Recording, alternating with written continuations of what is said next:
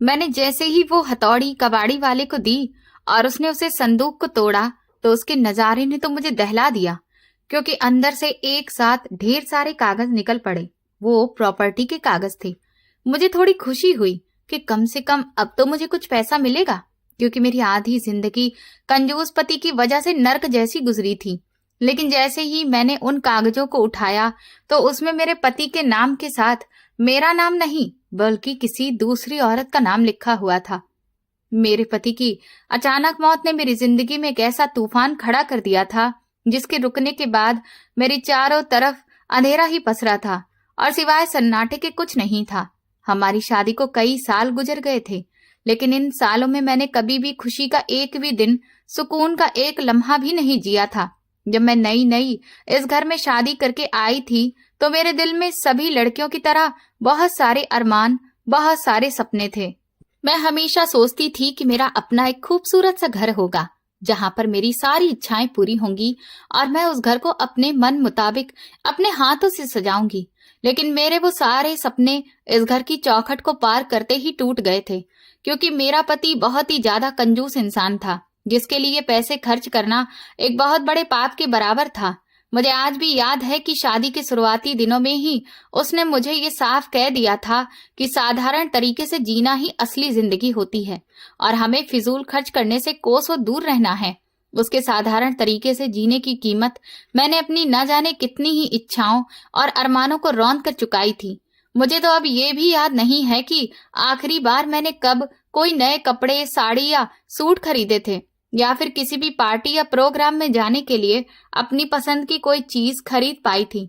वो हमेशा मुझे मंगल बाजार लेकर जाता था और वहां से पहले से इस्तेमाल किए हुए कपड़े खरीद लाता था और मैं चुपचाप वो कपड़े पहनकर अपनी किस्मत पर अफसोस करती रहती थी। उन कपड़ों के रंग अक्सर या तो उड़े हुए होते थे या फिर उनकी सिलाई बहुत ही कमजोर होती थी और कई बार तो वे अंदर से फटे हुए भी निकलते थे। मेरी सैंडल या चप्पल जब भी टूट जाती या घिस जाती तो वो उन्हें बार बार ठीक करवाकर वापस मुझे पहनने को देता था। घर की हालत भी इन सब चीजों से कुछ अलग नहीं थी। दीवारों का रंग बिल्कुल फीका पड़ चुका था और फर्नीचर भी पुराना और टूटा हुआ था। जगह जगह से दीमक ने सब कुछ खोखला कर दिया था, लेकिन उसे कभी भी इन सब चीजों की कोई फिक्र नहीं रही। घर में खाने पीने और महंगी चीजों पर बहुत सख्त पाबंदी थी। हर महीने का राशन वो खुद ही बाजार से जाकर बहुत तोल मोल करके खरीद कर लाता था। कई बार महीने के अंत में मुझे रोटी के लाले पड़ने की नौबत आ जाती थी। वो एक एक पैसा गिन गिन कर खर्च करता था और अगर मुझसे कभी कोई छोटी सी गलती हो जाती या कोई चीज बर्बाद हो जाती तो वो कई कई दिन तक मुझ पर गुस्सा उतारता रहता था और मुझे ताने देता था। अगर मैं कभी बीमार पड़ जाती तो मुझे किसी अच्छे डॉक्टर के पास ले जाने की जगह वो घर के ही देसी नुस्खों से इलाज करने पर मुझे मजबूर करता था ताकि दवाइयों पर एक भी रुपया खर्च ना हो। मेरी जिंदगी बिल्कुल एक कैदी की तरह बन गई थी जिसका काम सिर्फ चुपचाप घर के कामकाज करना और अपने पति की कंजूसी पर मुंह बंद रखना था। फिर उसके अचानक इस दुनिया से चले जाने के बाद मेरे दिल में दुख तो था, लेकिन इससे ज्यादा मुझे अपने कमजोर भविष्य की चिंता सता रही थी। घर में खाने को कुछ भी नहीं बचा था और मेरे पास इतने पैसे भी नहीं थे कि मैं आगे के दिन सुकून से गुजार सकूं। रिश्तेदार भी शुरुआती दिनों में रहे और फिर वे भी अपने अपने घर लौट गए। मैं उस पुराने से घर में बिल्कुल अकेली रह गई थी। उस घर के कमरे में एक बहुत पुराना और भारी लोहे का बक्सा रखा था जिसे वो कभी किसी को हाथ भी नहीं लगाने देता था। उस पर हमेशा एक बड़ा सा और पुराना जंग लगा ताला लगा रहता था। मेरी नजर में वो सिर्फ एक कबाड़ का डिब्बा था जिसमें उसके पुराने कपड़े और कुछ बेकार चीजें रखी हुई थी। मैंने फिर फैसला किया कि मैं घर का सारा फालतू सामान और खास तौर पर वो पुराना बक्सा बेचकर कुछ पैसे जमा कर लूं ताकि आने वाले कुछ दिनों का गुजर बसर हो जाए और मुझे किसी के भी आगे हाथ न फैलाना पड़े। मैं मोहल्ले में रोज आने वाले एक रद्दी वाले को पुराना सामान खरीदने के लिए बुलाया। उसने घर का सारा बेकार सामान इकट्ठा किया। फिर उसकी नजर उस पुराने बक्से पर पड़ी। उसने बक्से को हिलाकर देखा और मुझसे बोला कि ये लोहा तो काफी वजनदार है और इसके आपको अच्छे पैसे मिल जाएंगे। मैंने तुरंत हाँ कह दिया क्योंकि मुझे इस वक्त पैसों की बहुत जरूरत थी। उसने बक्से को उठाने की बहुत कोशिश की, लेकिन वो कुछ ज्यादा ही भारी था। वो मुझसे कहने लगा कि मैं इसके अंदर का सारा सामान निकाल दूं ताकि इसे उठाने और बाहर ले जाने में आसानी हो सके। मैंने फिर एक बड़ी सी हथौड़ी उसे लाकर दी, जिसकी मदद से उसने उस बक्से का जंग लगा हुआ ताला तोड़ा। जब ताला टूट गया तो देखा कि अंदर सच में उसके पुराने और फटे हुए कपड़े और कुछ पुरानी किताबें और बेकार के डिब्बे पड़े थे। मैंने वो सारा सामान निकाल कर बाहर फेंक दिया। जब बक्सा बिल्कुल खाली हो गया तो उस आदमी ने उसे दोबारा उठाने की कोशिश की, लेकिन तब भी उसका वजन बहुत ज्यादा था। उसने फिर से बक्से को थोड़ा सा टेढ़ा किया और अंदर से ठोक बजाकर देखने लगा। तभी अचानक उसके हथौड़े की एक जोरदार चोट से बक्से के निचले हिस्से की एक परत टूट गई और अंदर का नजारा देखकर मेरे होश उड़ गए। वो बक्से की आखिरी परत नहीं थी, बल्कि उसके नीचे एक खुफिया तरीके से एक संदूक रखी हुई थी, जिसे बड़ी ही महारत के साथ छुपाया गया था। उस परत के टूटते ही अंदर से वो संदूक निकल आया। फिर हमने उस संदूक को खोला तो उसमें बहुत सारे कागज और छोटी छोटी किताबें जमीन पर गिर पड़ी। मैंने कांपते हुए हाथों से उन कागजों को उठाया। वो किसी साधारण चीज के कागज नहीं थे, बल्कि प्रॉपर्टी के कीमती कागजात लग रहे थे। इसके साथ ही हिसाब किताब की दर्जनों किताबें भी रखी थीं। मेरी आंखें ये सब देखकर फटी की फटी रह गईं और मेरा दिल जोर जोर से धड़कने लगा। वो शख्स जो सारी जिंदगी एक एक पैसे का मोहताज बनाकर रखता था, उसने मुझे कभी एक नई साड़ी तक नहीं दिलाई, जिसने मेरी सारी इच्छाओं को मिट्टी में मिला दिया। वो दरअसल लाखों करोड़ों का मालिक था। उस सब में दर्ज रकम को देखकर मेरा सर ही चकराने लगा था। शहर के सबसे महंगे एरियाज की जमीन और मकान उसके नाम पर थे और खातों में इतनी रकम मौजूद थी कि मैं 7 जन्म तक बैठकर खाती तो भी खत्म नहीं होती। मैं बड़े ही ध्यान से फर्श पर बैठी उन सारे कागजों को देख रही थी और मेरी आंखों से अपने आप ही आंसू बहने लगे।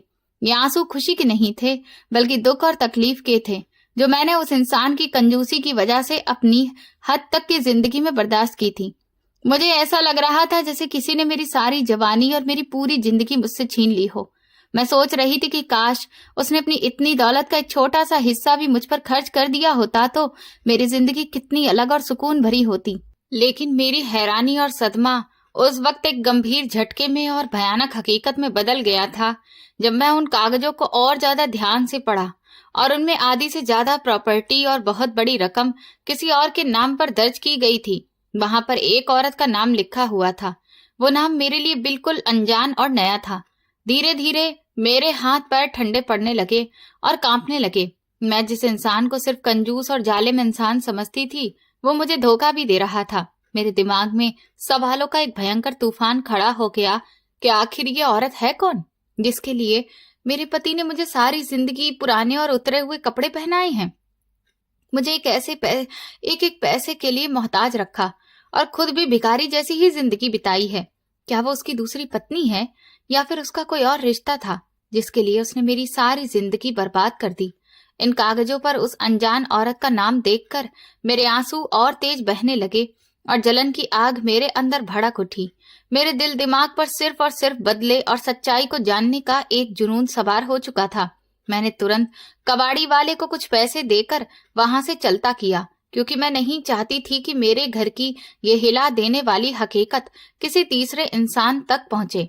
उसके जाने के बाद मैंने कमरे का दरवाजा अंदर से मजबूती से बंद कर लिया और एक बार फिर उस टूटे हुए संदूक के पास ठंडे फर्श पर बैठ गई। मैं बुरी तरह से कांप रही थी और मेरी सांस उखड़ रही थी। कमरे में उस पुराने लोहे और जंग की अजीब सी बदबू फैली हुई थी जो मेरा दम घोट रही थी। वे कीमती कागज फर्श पर मेरे सामने ही बिखरे पड़े थे, जिन पर उस अनजान औरत का नाम था। हर बार मेरी नजर जब भी उस नाम पर पड़ती तो मुझे बहुत गुस्सा आने लगता। मैं अपने कांपते हाथों से उस बक्से की खुफिया परत के अंदर और भी तलाशी लेने लगी कि कहीं ऐसा तो नहीं कि वहां और भी कुछ छुपा हो। मुझे ऐसा लग रहा था जैसे कि उस परत के नीचे ना जाने कितने बिच्छू छुपे बैठे हैं जो मुझे डंक मारने के लिए बेताब हैं। मेरी उंगलियां उस परत के कोने और एक एक हिस्से को टटोल रही थी। अचानक मेरा हाथ एक पुराने कपड़े की पोटली से टकराया।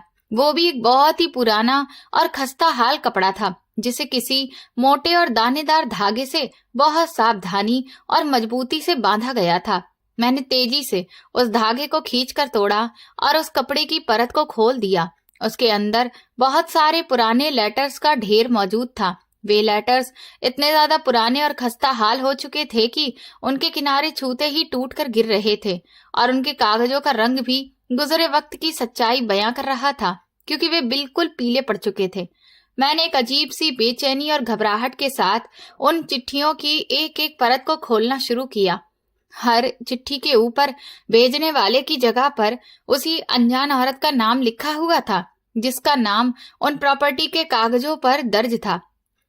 उन लेटर्स को पढ़ते हुए मेरी आंखों के सामने मेरे पति की वो सारी हरकतें और उसकी खामोश जिंदगी की एक एक चीज किसी कहानी की तरह चलने लगी, जिससे मैं सारी उम्र पूरी तरह बेखबर रही थी। उन चिट्ठियों की लिखावट बहुत ही कमजोर और कांपते हुए हाथों की लगती थी, जो बिखरे शब्दों के साथ लिखी गई थी। कई जगह पर तो स्याही भी ऐसे फैली गई थी जैसे कि लिखने वाले के आंसू भी उन कागजों पर लिखते वक्त गिरे हों, जिस वजह से शब्द काफी धुंधले हो गए थे। मैंने एक एक करके वे सारे लेटर्स सावधानी से पढ़ने शुरू किए थे। उनमें लिखी हुई हर एक बात मेरे वजूद पर एक नए जख्म की तरह लग रही थी और मेरा दिल खून के आंसू रो रहा था। उन चिट्ठियों में किसी भयंकर किस्म की मजबूरी, बहुत गरीबी और जानलेवा बीमारी का जिक्र बार बार किया जा रहा था। वो औरत मेरे पति को लिख रही थी कि उसके पास अपने इलाज के लिए 1 रुपया भी मौजूद नहीं है और उसकी बीमारी दिन ब दिन उसके शरीर को अंदर ही अंदर खोखला करती जा रही थी। वो बड़ी ही बेबसी से रिक्वेस्ट करती थी कि उसे कुछ पैसे भेज दिए जाएं, ताकि वो कम से कम 2 वक्त की रोटी से अपना पेट भर सके और अपने दर्द को कम करने के लिए कुछ दवाइयां भी खरीद सके। उसमें भूख, गरीबी और मौत के साए की एक ऐसी खौफनाक दास्तान लिखी थी कि अगर वो कोई साधारण दिन होता तो शायद मेरा दिल पिघल जाता और मैं उस औरत के लिए भगवान से प्रार्थना भी करती। लेकिन उस वक्त मेरे दिल पर सिर्फ धोखा और जलन ही छाई हुई थी। मुझे ये बात किसी भी हाल में समझ नहीं आ रही थी कि वो औरत आखिर है कौन, जो इतने अधिकार और इतनी हक जताने वाली बनकर मेरे पति से पैसों के बारे में क्यों कह रही थी, और मेरा वो पति जो मेरे लिए 1 रुपया तक खर्च करने को कभी तैयार नहीं होता था, वो अपनी पूरी जिंदगी की जमा पूंजी और अपनी प्रॉपर्टी का इतना बड़ा हिस्सा चुपचाप उस औरत पर लुटा रहा था। मैं अपने अतीत के उन सभी सालों के बारे में सोचने लगी जब मैं घर में कभी कभी एक एक रोटी को तरस जाती थी, जब मैं अपने उन्हीं पुराने कपड़ों को बार बार सिलसिलाकर पहनने के लिए मजबूर होती थी, जब मुझे अपने मेकअप या किसी और चीज के लिए तरसना पड़ता था। इस समय में मेरा पति इस अनजान औरत की सारी जरूरतें और उसकी फरमाइशें पूरी कर रहा था। उन चिट्ठियों के एक एक शब्द को पढ़कर मुझे ऐसा महसूस हो रहा था जैसे मेरे पति और उस औरत के बीच में कोई बहुत ही गहरा रिश्ता हो, जिसे दुनिया की नजरों से पूरी तरह छुपाकर रखा गया था। मैंने उन चिट्ठियों के जो लिफाफे थे उन्हें भी उलट पलट कर ध्यान से देखना शुरू किया, ताकि मुझे उस औरत के रहने का कोई भी एड्रेस या कोई सुराग मिल सके। हर लिफाफे की परत पर एक ही एड्रेस दर्ज था और वो एक बहुत ही दूर दराज के पिछड़े इलाके का पता था। वो कोई ऐसा वीरान गांव या कोई छोटा सा कस्बा रहा था जिसका नाम भी मैंने अपनी पूरी जिंदगी में इससे पहले कभी नहीं सुना था, और मेरे उलझे हुए दिमाग में अजीबो गरीब और खौफनाक ख्याल आने लगे कि शायद मेरे पति ने मेरी पीठ पीछे वहां पर कोई दूसरी शादी कर रखी थी और वो औरत दरअसल उसकी दूसरी और खुफिया पत्नी थी, जिसे उसने दुनिया की नजरों से बचाकर दूर किसी अनजान वीरान गांव में छुपा कर रखा था। या फिर शायद वो उसके जवानी के दिनों की कोई पुरानी प्रेमिका थी, जिसकी मोहब्बत में वो इस कदर अंधा और दीवाना हो चुका था कि उसने अपनी पत्नी की जिंदगी को जानबूझकर नरक जैसा बना दिया था और अपनी सारी दौलत चुपचाप अपनी प्रेमिका के कदमों में लुटा रहा था। मैं जितना ज्यादा इन सब बातों के बारे में सोच रही थी, मेरा दिमाग उतना ही बुरी तरह से उलझता जा रहा था और मेरा गुस्सा बेकाबू होता जा रहा था। उन सभी चिट्ठियों में कहीं भी उस औरत ने अपने रिश्ते को साफ शब्दों में बयां नहीं किया था। वो बस अपनी दर्द भरी कहानी और पैसों को लेकर बार बार पूछताछ कर रही थी। मैंने एक लंबी और गहरी सांस ली और फिर उन सभी कागजों को एक साथ समेटा और उन्हें सावधानी से अपने पुराने बैग में डाल लिया। मैं किसी भी हाल में इस मामले को ऐसे ही अधूरा नहीं छोड़ सकती थी। मेरे दिल ने फिर फैसला कर लिया कि मैं उस अनजान औरत को हर हाल में ढूंढ कर ही रहूंगी, चाहे फिर अपने इस मकसद को पूरा करने के लिए मुझे दुनिया के किसी भी कोने में क्यों न जाना पड़े। मैं सामने से जाकर उससे मिलूंगी और उससे पूछूंगी कि आखिर उसके अंदर ऐसी क्या खास बात थी जिसकी खातिर मेरे पति ने मेरी सारी वफादारी, मेरी इतनी सेवा भावना और मेरे सारे बलिदानों को मिट्टी में मिला दिया था। मैंने उसी वक्त फैसला किया और फिर अपने कुछ जरूरी कपड़े एक छोटे से बैग में रखे और घर के कोने में रखे हुए गुल्लक से मैंने कुछ पैसे जो उसमें जमा किए गए थे निकाल लिए, जिन्हें मैंने अपने बुरे वक्त के लिए छुपा कर रखा था, और फिर उस दूर दराज के गांव के कठिन रास्ते पर निकलने की तैयारी शुरू कर दी। मेरा दिल सिर्फ और सिर्फ बदले की आग से धड़क रहा था और मेरी आंखों में अब नींद और सुकून का कोई भी निशान तक बाकी नहीं बचा था। मैं बस जल्दी से जल्दी उस एड्रेस पर पहुंचना चाहती थी और उस अनजान औरत का चेहरा अपनी आंखों से देखना चाहती थी जिसने मेरी जिंदगी की सारी खुशियां, मेरा सुकून और मेरा अधिकार मुझसे छीन लिया था। रास्ते की सारी मुश्किलें, कच्ची सड़क की धूल और शारीरिक थकावट के बावजूद मेरे कदम एक पल के लिए भी कहीं नहीं रुके थे। सफर के उस मुश्किल और थका देने वाले मोड़ के दौरान मैं खिड़की से बाहर तेजी से गुजरते हुए नजारों को देखती रही, लेकिन मेरे दिमाग में सिर्फ एक ही नजारा घूम रहा था। मैं लगातार यही सोच रही थी कि मैं जल्दी जल्दी वहां पहुंचकर उसके सामने खड़ी होकर उसकी आंखों में आंखें डालकर उससे चिल्ला चिल्ला कर ये पूछूंगी कि उसने मेरा बसा बसाया घर क्यों बर्बाद किया। उसने मेरे पति पर आखिर ऐसा क्या जादू किया था। उस औरत के दिए हुए एड्रेस पर पहुंचने के लिए जब मैं अपने घर से निकली तो उसके बाद मुझे कई सारी सवारियां बदलनी पड़ी और कई अनजान कच्चे पक्के रास्तों की धूल फाँकनी पड़ी, लेकिन मेरी आंखों में ना तो नींद थी और ना ही कोई थकावट थी। मेरे दिमाग में बस एक ही ख्याल घूम रहा था कि मैं जल्दी से उस औरत को अपने सामने देख लूं जिसने मेरी जिंदगी की सारी खुशियां और सुकून मुझसे छीन लिया था। मैं पूरे रास्ते बार बार अपने दिमाग में यही कल्पना करती रही कि जिस अनजान औरत के नाम मेरे पति ने अपनी आधी से ज्यादा प्रॉपर्टी और इतनी बड़ी दौलत जमा कर रखी है, वो जरूर किसी बहुत ही बड़े और शानदार महल जैसे घर में रह रही होगी। ये सोचते ही मुझे अपना ख्याल आया, एक मैं जिसे मेरे पति ने ऐसे पुराने कबाड़ खाने जैसे घर में रखा। फिर मैं सोचने लगी कि उसके कपड़े भी बहुत ही महंगे होंगे, मेरी तरह मंगल बाजार से खरीदे हुए पुराने और उतरन के कपड़े नहीं। उसके गले और हाथों में जरूर सोने या हीरे के जेवर भी चमक रहे होंगे और वो तो ऐशो आराम की बेहतरीन जिंदगी गुजार रही होगी, जबकि मैं न जाने कितने साल से एक छोटा सा गहना भी देखने को तरस गई थी और उन उतरन वाले कपड़ों में अपनी सारी जवानी और अरमानों को मैंने दबा दिया था। मैं दिल ही दिल में ये ठान चुकी थी कि मैं उसके घर में दाखिल होते ही उसको सारा घमंड मिट्टी में मिला दूंगी और उसे अपना छीना हुआ एक एक अधिकार वापस लूंगी। फिर कई घंटों के लगातार लंबे और थका देने वाले कठिन सफर के बाद आखिरकार मेरी सवारी उस दूर दराज के पिछड़े इलाके में पहुंची जिसका नाम उन पुराने लेटर्स पर दर्ज था।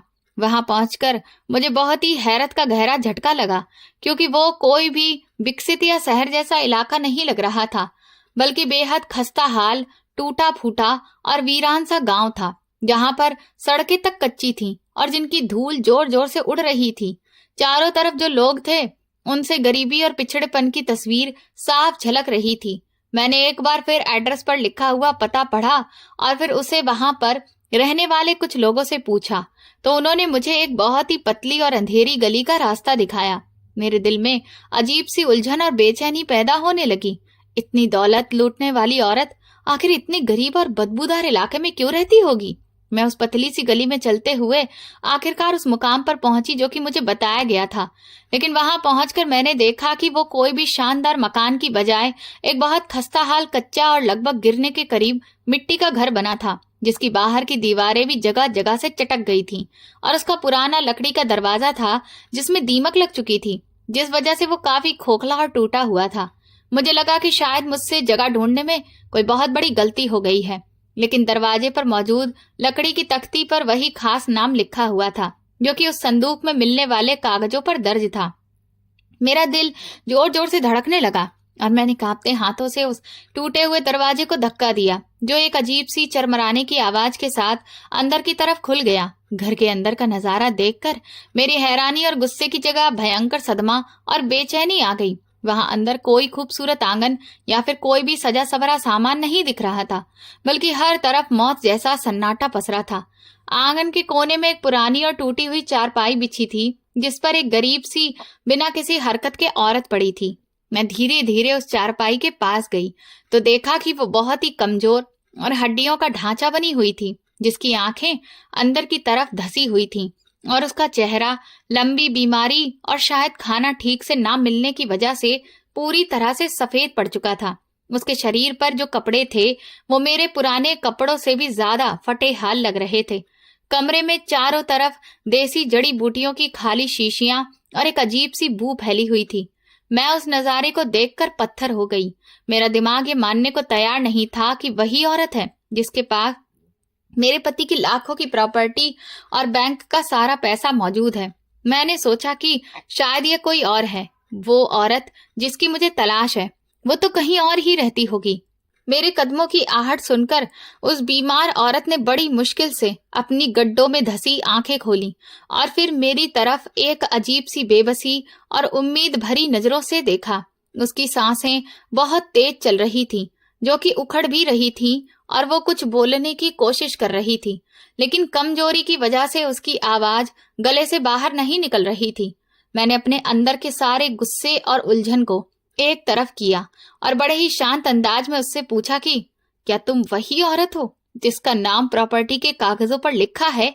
उसने बड़ी मुश्किल से हाँ में सिर हिलाया, जिसे सुनकर मेरा सब्र जवाब दे गया और मैंने बिना कुछ सोचे समझे उसे बता दिया कि मैं उस आदमी की पत्नी हूँ जिससे तुम इतने सालों से चिट्ठियों के जरिए पैसे मांगती रही हो और जिसने अपनी आधी प्रॉपर्टी तुम्हारे नाम पर कर रखी थी।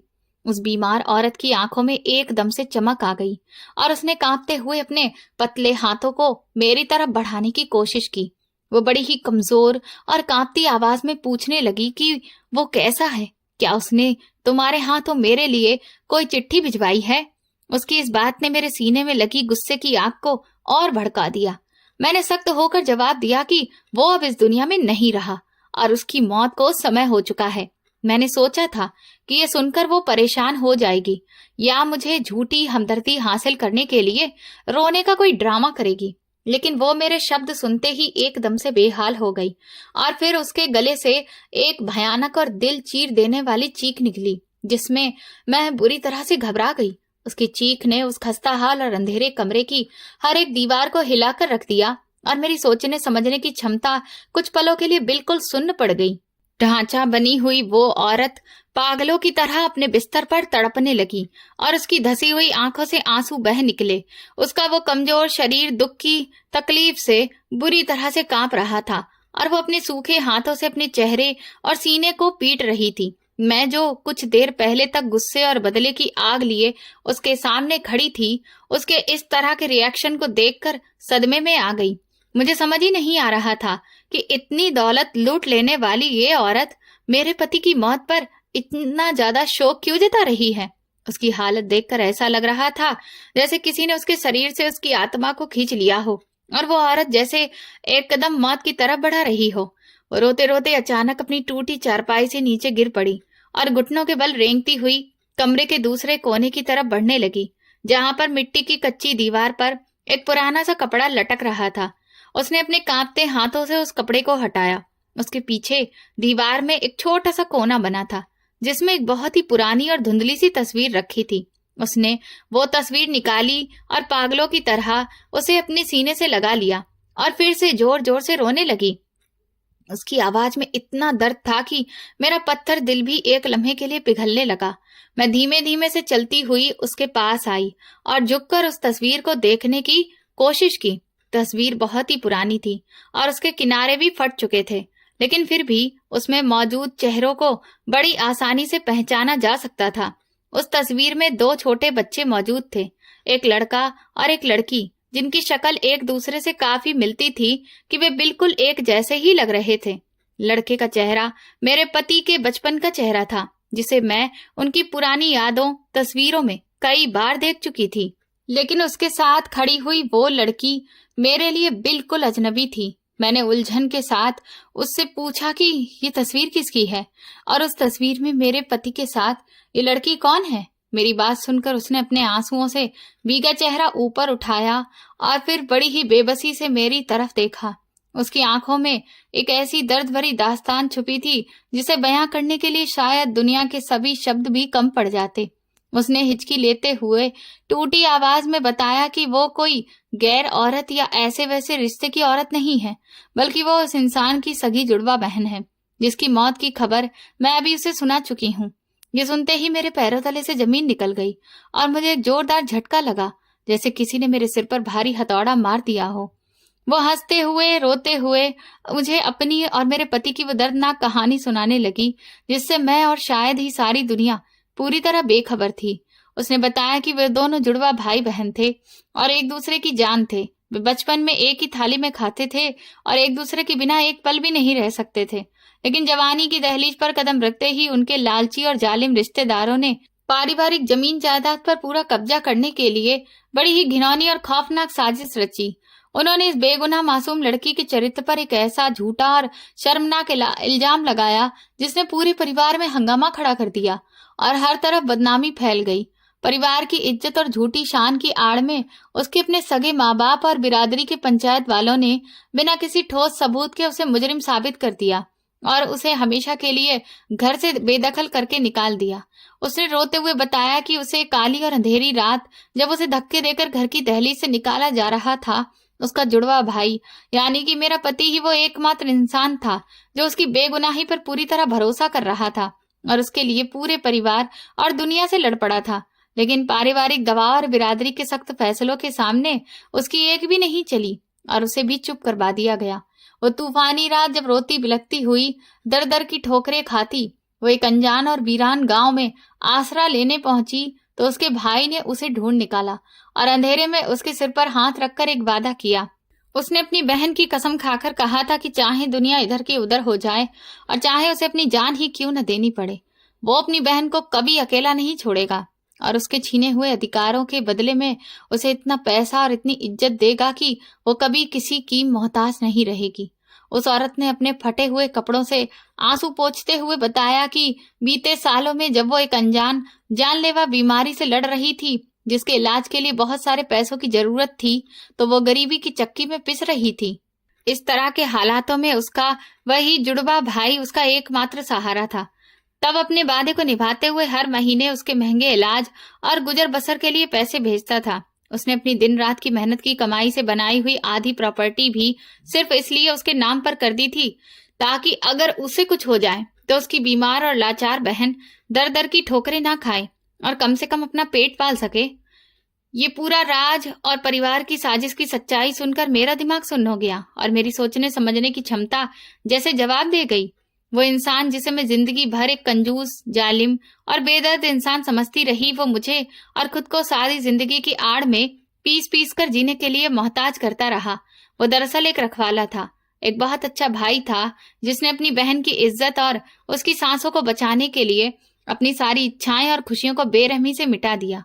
मेरे दिमाग में अतीत के वो सारे नजारे एक फिल्म की तरह चलने लगे जब सर्दियों की ठिठुरती हुई रातों में वो एक पुराना और फटा हुआ कंबल ओढ़कर सो जाता था, लेकिन नया कंबल खरीदने से मना कर देता था। वो खुद पुराने और उतरे हुए कपड़े इसलिए पहनता था ताकि वो अपनी बीमार और ठुकराई हुई बहन के इलाज के लिए एक एक पैसा बचा सके। मुझे याद आया कि एक बार उसके जूते का तलवा पूरी तरह से घिस गया था और उन्हें फेंकने की जगह उसने मरम्मत कराकर पहनना शुरू कर दिया था। वो मुझे इसलिए कम खर्च करने पर मजबूर करता था और हर एक चीज का हिसाब मांगता था क्योंकि उसे अपनी बहन की जिंदगी बचाने वाली महंगी दवाइयों और उसकी बाकी जरूरतों के लिए पैसे इकट्ठा करने होते थे। उसने सारी जिंदगी अपने सीने में इस राज का बोझ बहुत अकेले उठाया और कभी मुझ पर जाहिर नहीं होने दिया कि वो किस बलिदान और मजबूरी से गुजर रहा है। वो मेरी कड़वी बातें और मेरे ताने चुपचाप सुन लेता था, लेकिन उसने कभी भी अपने वादे को नहीं तोड़ा। उसके चेहरे पर पड़ी हुई झुर्रियां और उसकी आंखों में मौजूद बेगुनाही की गवाही मुझे अंदर तक कचोट रही थी। मुझे याद आने लगा कि कैसे जब भी मैं उससे बहस करती थी और उसे दुनिया का सबसे बुरा पति कहती थी, तो उसकी आंखों में अजीब सी उदासी छा जाती थी, लेकिन वो कभी भी अपने पक्ष में एक शब्द भी नहीं बोलता था।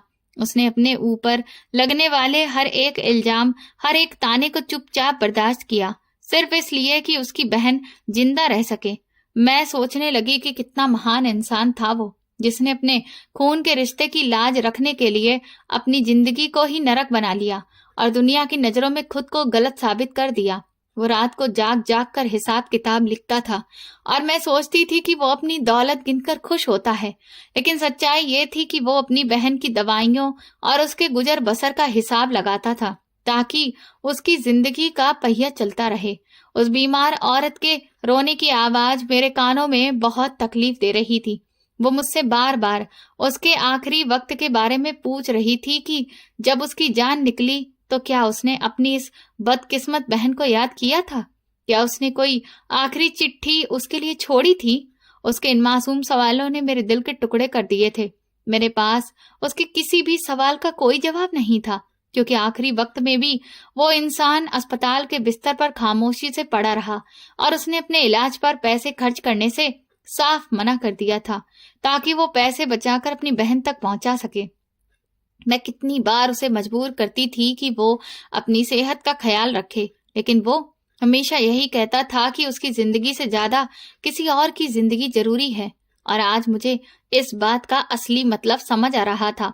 मैं उस मिट्टी के कमरे की दीवारों के साथ टेक लगाकर फर्श पर बैठ गई और मैंने अपने दोनों हाथ से अपना सिर पकड़ लिया। मेरी सारी दुनिया एक ही पल में उलट पलट गई थी। वो सारे कागज, वो प्रॉपर्टी, वो हिसाब किताब जो कुछ देर पहले तक मुझे एक धोखा और फरेब लग रहा था, अब मुझे बलिदान और निस्वार्थ प्यार की एक दास्तान लग रही थी। मैं बेसुध सी उस औरत को देख रही थी जो अपने भाई के दुख में निडाल थी, और मेरा अपना वजूद शर्मिंदगी और पछतावे के बोझ तले दबता जा रहा था। मुझे कुछ भी समझ नहीं आ रहा था कि अब मैं उस औरत के सामने क्या कहूं और इस सच्चाई को जानने के बाद अपने पापों का प्रायश्चित कैसे करूं। उस मिट्टी के अंधेरे कमरे में फैली खामोशी को सिर्फ उस बीमार औरत की सिसकियां और मेरे दिल के दर्द की आवाज तोड़ रही थी। मेरे पैरों से ऐसा लग रहा था जैसे जान ही निकल गई हो। मेरी आंखों से लगातार आंसू बह रहे थे। मैंने अपना सिर उस बीमार औरत के कदमों में रख दिया। वो औरत जो कुछ देर पहले तक मुझे अपनी सबसे बड़ी दुश्मन और मेरी जिंदगी की बर्बादी का कारण लग रही थी, अब मुझे दुनिया की सबसे मजबूर इंसान महसूस हो रही थी। मैंने रोते हुए उसके कांपते और सूखे हुए हाथों को अपने हाथों में पकड़ लिया और उन्हें अपनी आंखों से लगा लिया। मेरी जुबान पर माफी के सिवा कोई शब्द नहीं था। मैं उससे अपने उन सभी पापों और बद्दुआओं के लिए माफी मांग रही थी जो मैंने उसके और अपने पति के लिए पिछले कई सालों में दिल ही दिल में की थी। वो एक महान भाई की लाचार बहन थी जिसे दुनिया के बेरहम तानों ने तोड़ दिया था, और मैं ऐसे ही महान इंसान की नासमझ पत्नी थी जिसने कभी भी अपने पति के खामोश बलिदानों को समझने की कोशिश नहीं की। उस औरत ने अपने कांपते हाथों से मेरा सिर उठाया और मुझे खींचकर अपने कमजोर सीने से लगा लिया। उसके सीने से लगते ही मुझे ऐसा लगा जैसे मैंने अपने पति को ही गले लगा लिया हो। उसके रोने की आवाज में मेरे पति की वो सारी खामोश आहें छिपी थीं जो वो रातों को जागकर अपनी बहन के दुख में भरता था। हम दोनों औरतें अंधेरे कमरे में एक दूसरे को गले लगाकर उस महान इंसान के लिए दुख मना रही थीं, जो हम दोनों का एकमात्र सहारा था और जो हमें रोता हुआ छोड़कर इस दुनिया से चला गया। मेरे दिल में भारी जलन और गुस्से का वो लावा पूरी तरह पिघल गया और उसकी जगह एक गहरा पछतावा आ गया जो शायद मेरी आखिरी सांस तक मेरे साथ रहने वाला था।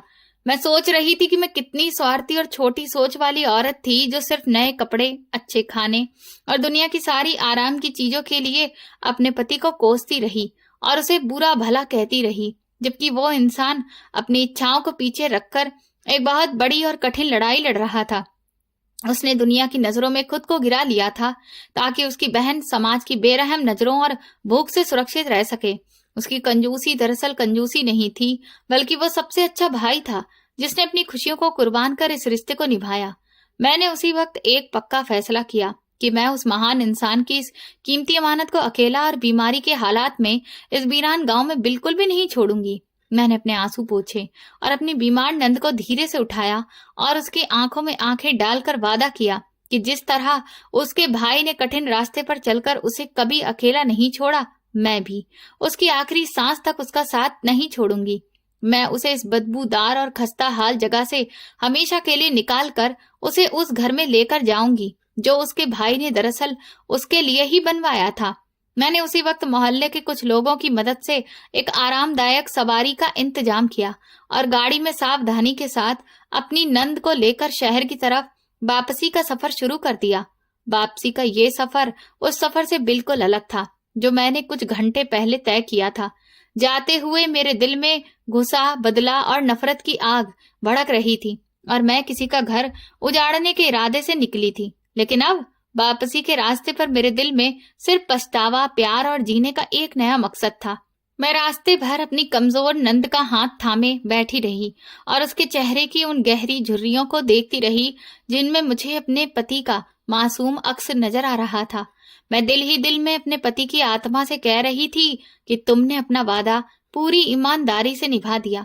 अब तुम्हारी ये अमानत की सुरक्षा मेरी जिम्मेदारी है।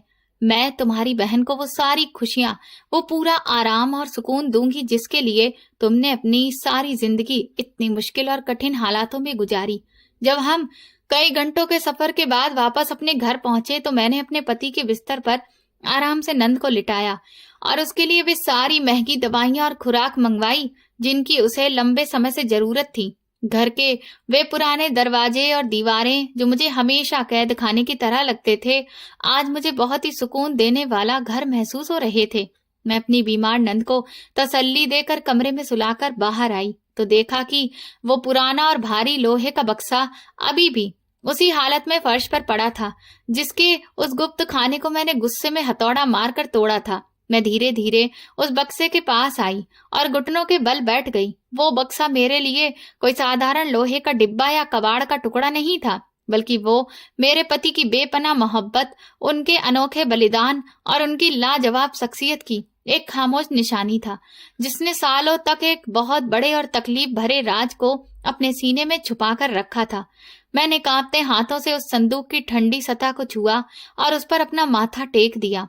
मेरी आंखों से एक बार फिर से आंसू बहने लगे, लेकिन इस बार ये आंसू गुस्से या जलन के नहीं थे बल्कि पछतावे और गर्व के थे। मुझे अपने पति पर बहुत गर्व हो रहा था कि मैं इतने अच्छे इंसान की पत्नी थी जिसने दुनिया की परवाह किए बिना अपने खून के रिश्ते को निभाया। फिर मैंने उन सारे कागजों को समेटकर वापस उसी संदूक में रख दिया क्योंकि मुझे अब इस सब से ना तो उलझन थी और ना ही नफरत। मैं जान गई थी कि दौलत और ये सब कुछ उस इंसान के सालों की वो मेहनत थी जो उसने अपनी मजबूर और ठुकराई हुई बहन के लिए जमा की थी। मैंने ये भी फैसला कर लिया था कि मैं अपनी नंद की सेवा बहुत अच्छे से करूंगी और इस संदूक को अपने पास एक यादगार के तौर पर सुरक्षित रखूंगी ताकि कभी भी अगर मेरे दिल में दुनियादारी का लालच, शिकायत या नासमझी का एहसास पैदा हो तो ये पुराना और टूटा हुआ बक्सा मुझे मेरे पति की इतनी बड़ी कुर्बानी की याद दिलाता रहे और मुझे बार बार ये सबक सिखाता रहे कि असली दौलत नए और चमकदार कपड़े या आलीशान मकान नहीं होते बल्कि खून के रिश्तों की इज्जत करना होता है और उनके लिए खामोशी से खुद को मिटा देना ही सबसे बड़ा धर्म होता है। उसी दिन के बाद मेरा सबसे पहला कदम अपनी नंद के इलाज के लिए पैसों को जोड़ना था और इसीलिए मैंने शहर के सबसे अच्छे वकील का पता किया और उनके पास पहुंची और उन्हें पूरी सिचुएशन साफ तौर पर बताई। उन्होंने मुझे तसल्ली दी कि इस प्रॉपर्टी पर अब साफ तौर पर आपका और आपकी नंद का अधिकार है, इसलिए इसे आप जिस तरीके से चाहे इस्तेमाल कर सकती हैं। ये सुनकर मुझे सच में सुकून मिला और फिर कुछ महीनों की मेहनत मशक्कत के बाद जब कानूनी तौर पर मैं और मेरी नंद उसके हकदार हो गए तो मैंने बैंक की जमा रकम में से कुछ पैसे निकाल कर सबसे पहले दूसरे और अनजान शहर में जाकर किराए पर कमरा लिया। मुझे अपना वो यादों का घरौंदा छोड़ना पड़ा क्योंकि मैं अपनी नंद का इलाज करवाना चाहती थी, उसे एक नया जीवन देना चाहती थी। लेकिन मुझे डर था कि अगर मैं अपने घर में रही तो वहां पर मेरे ससुराल वालों को इस बात की भनक पड़ जाएगी कि मेरी नंद वापस आ चुकी है और फिर वो लोग और बिरादरी वाले मुझ पर दबाव बनाएंगे कि मैं उसे अपने घर से निकाल दूं और मैं उसका इलाज भी इस तरह से नहीं करवा सकती थी। इसीलिए मैंने सोचा कि बेहतर यही होगा, जब तक मेरी नंद का इलाज चलेगा मैं कहीं अनजान शहर में किराए पर रहूंगी, जिस किसी को भी मेरे बारे में कोई भनक ना पड़े कि मैं कहाँ और किसके साथ रह रही हूँ। मैंने एक खूबसूरत जगह पर किराए का कमरा लिया जहाँ आसपास हरियाली हो, पार्क हो, ताकि वहां का माहौल हमें सकारात्मक ऊर्जा दे सके। क्योंकि मेरा मानना यह था कि अगर घर बेहतर जगह पर होगा और वहां सकारात्मकता होगी तो मेरी नंद अपनी बीमारी से और भी जल्दी रिकवर कर पाएगी। मैंने अपनी नंद के कमरे को बहुत ही खूबसूरत रंगों से पेंट कराया ताकि उन्हें उस कमरे में अच्छा लगे। इसके साथ ही बहुत खूबसूरत चीजों से मैंने उस कमरे को सजाया। वो कमरा उस घर का सबसे हवादार कमरा था। इसके बाद मैं उसे शहर के सबसे अच्छे डॉक्टर के पास लेकर गई, जिसने नंद के बहुत सारे चेकअप किए। उन्होंने कहा कि मेरी नंद की जो भी गंभीर बीमारी है वो ठीक तो हो जाएगी, लेकिन उसमें थोड़ा सा समय लगेगा और ये बीमारी सिर्फ दवाइयों से ही नहीं बल्कि एक अच्छी जीवन शैली और संयमित खान पान से ज्यादा जल्दी ठीक होगी। मैंने डॉक्टर की हर एक राय का अच्छे से पालन किया और ना सिर्फ नंद को समय पर दवा देने का ख्याल रखा बल्कि उनके खाने पीने से लेकर हर एक हेल्दी लाइफ स्टाइल को भी पूरा ध्यान रखा। रोज सुबह जल्दी उठकर मैं और मेरी नंद बाहर ताजी हवा में एक्सरसाइज करने और टहलने के लिए जाते थे। इससे ना सिर्फ उनका स्वास्थ्य बेहतर हो रहा था बल्कि हमारा रिश्ता भी एक नई ताजगी से भर गया था, क्योंकि हम ज्यादा से ज्यादा वक्त एक दूसरे के साथ बिता रहे थे और हमारा रिश्ता और भी ज्यादा मजबूत और गहरा होता जा रहा था। और फिर आखिरकार कई महीनों की कड़ी मेहनत के बाद वो दिन आया जब डॉक्टर ने नंद का चेकअप किया और रिपोर्ट में ये खुशखबरी हमें सुनाई कि मेरी नंद अब 80% तक अपनी बीमारी से रिकवर कर चुकी हैं। उस दिन मेरी नंद मुझे गले लगाकर फूट फूट कर रोने लगी और बोली कि भाभी, आप मेरे लिए फरिश्ते से कम नहीं हैं, क्योंकि आपने मुझे मौत के मुंह से वापस ला दिया है। जो काम मेरे भाई के इस दुनिया से अचानक चले जाने से अधूरा रह गया था, वो जिम्मेदारी आपने बखूबी निभाई है। आपने सच में मेरे भाई के प्रेम और उनके बलिदान का सच्चा मान रखा है। उसकी ये बात सुनकर मैं भी रोने लगी और मुझे दिल ही दिल में कहीं न कहीं एहसास हुआ कि मैंने जो अतीत में गलतियां की थी उनका कुछ तो पश्चाताप मैं कर पाई। इसके बाद हमने फैसला किया कि हम अब उस शहर में वापस लौटकर कभी नहीं जाएंगे, क्योंकि वहां पर लौटने का मतलब ये था कि एक बार फिर से परिवार और बिरादरी वालों के दबाव में आना। और मैं अब अपनी नंद को किसी भी हाल में अकेला नहीं छोड़ना चाहती थी और ना ही मैं अब दूसरी शादी करना चाहती थी।